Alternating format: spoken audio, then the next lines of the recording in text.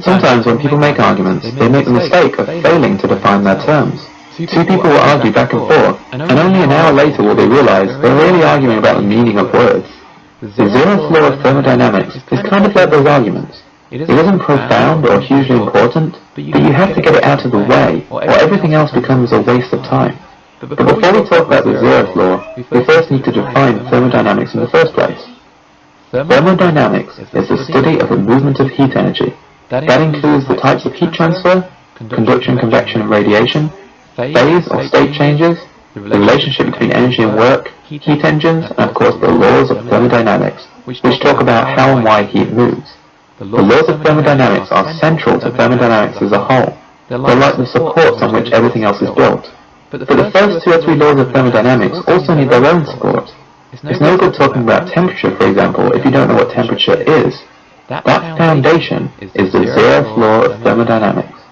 The zeroth law of thermodynamics says that if system or object A is in thermal equilibrium with system or object B, and is also in thermal equilibrium with system or object C, then B and C must be in thermal equilibrium with each other. Perhaps that's confusing, so let's break it down. First of all, what is thermal equilibrium? Thermal equilibrium is when two systems or objects have no flow of heat between them, despite being connected by a path permeable to heat. When does this happen in real life? Well, heat always transfers spontaneously from hot places to cold places. That, as it happens, is one way of stating the first law of thermodynamics. But this means that for heat not to flow when it can, the two objects or systems must be the same temperature. So we can restate the zeroth law of thermodynamics like this.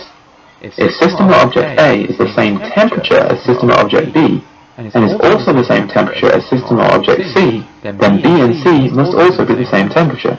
Written like that, suddenly the zeroth law becomes really obvious.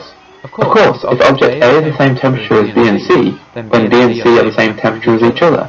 So why are we talking about something so obvious? We, just like all good debaters, are defining our terms. Without defining what we mean by temperature, the rest of the laws of thermodynamics lose their meaning. We are showing that temperature is a property of a substance that is consistent from one substance to another. We're agreeing that this is the kind of temperature from which we're all going to discuss thermodynamics. And so, despite being simple, it is the most important law of all. Thermodynamics is the study of the movement of heat energy.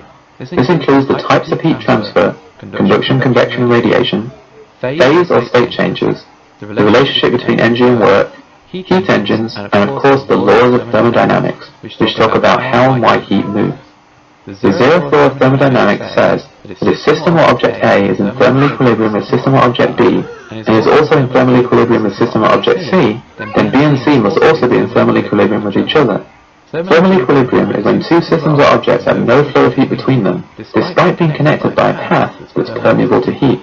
This happens in real life when two objects are the same temperature. Written more simply then, the zeroth law says that if object A is the same temperature as B and C, then B and C are the same temperature as each other. This might seem really obvious, but our understanding of temperature is the basis on which the rest of thermodynamics is built.